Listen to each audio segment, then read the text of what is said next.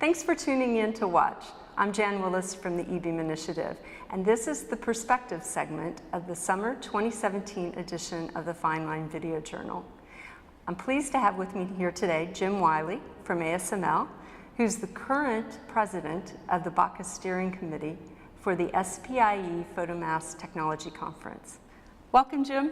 Thank you, Jan. It's good to be here. Good. I'm sure you're very busy, so we appreciate you taking out your time today because the conference is only a couple months away. It starts the second week of September in Monterey, and there are big changes this year. So I'm going to start there with my questions. One of the big changes is the co-location of the EUV Lithography Symposium with the SPIE Photomask Conference. So what led to that decision and what's hoped to be gained by it?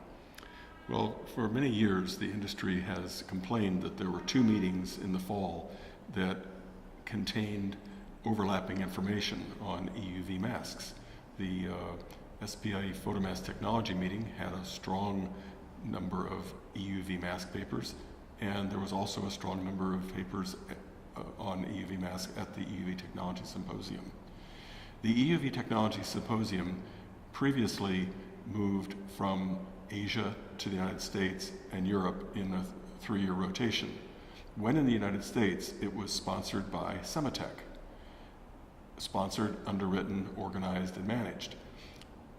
Sematech isn't doing that anymore, so the chair of the EUV Symposium approached SPIE to see whether it would be possible to co-locate with the Photomask Technology meeting. But we've done more than that. We've actually merged the meetings. So there's one registration fee, and instead of having a 3-day meeting on mask and a 3-day meeting on EUV lithography technology, there's one 4-day meeting with overlapping sessions on EUV Photomask technology. That sounds really good. I'm sure there's a lot that's different than for the attendees on the EUV side, but for those who've attended the Photomask conference in the past, what's the same and then what's different for them? Well, first of all, there's a lot of things that will be the same. The purpose of getting together at a symposium is not just to hear papers, but also to meet and interact with your fellow professionals, and that will be the same. There'll be the same extracurricular activities, such as cocktail parties in the evenings. There'll be the EUV technical working group meetings on resist and pellicles. There'll be off-site meetings and affiliated meetings. So all those things are about the same. The big thing that a Photomask technology attendee will see that's different is they have the opportunity of hearing from the leaders of the EUV lithography community and get more detail on that. And of course, the opposite is true. If you're previously attending EUV lithography meetings, you'll have the opportunity to hear more and more about the photomasks that support EUV. Great. So the combined conference is going to be in Monterey again this year, back after renovations on the conference center.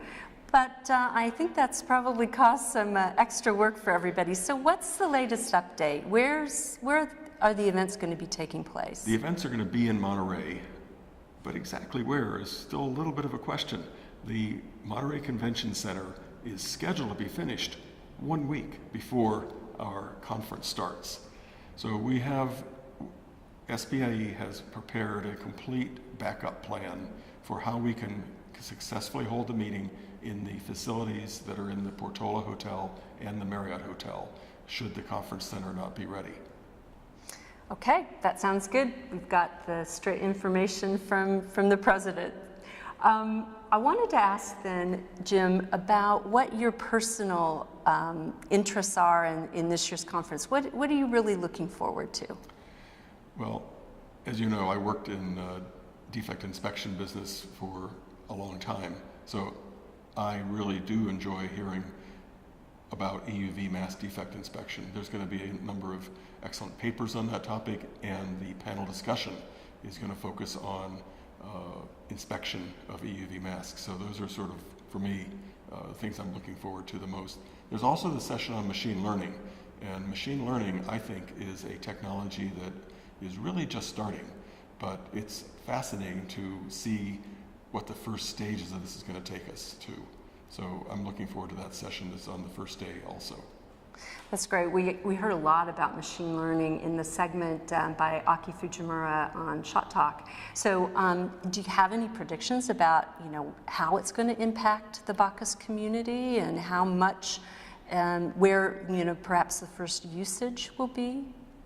The first research seems to be going into the optical proximity correction modeling area, but the use of machine learning is going to explode over the next 2 decades. Not the next 2 years, but the next 2 decades. So an analogy that was made is that for machine learning, if machine learning is going to be a baseball game, we're not just in the first inning. We're when the first batter is coming up to bat. And it's an exciting beginning of a new way of approaching problems. Well, thank you so much for sharing your thoughts and the plans for the upcoming new combined conference. It sounds very exciting. I wish you and your team a very successful event. Thank you very much. It's going to be a great meeting, and we're all looking forward to seeing you there. That's great. And we'll be there as part of the eBeam initiative. We're hosting a reception on September 11th at 5 p.m. and we'll be sharing the results of our annual perception and mass maker survey. So thanks for tuning in. We'll see you next time.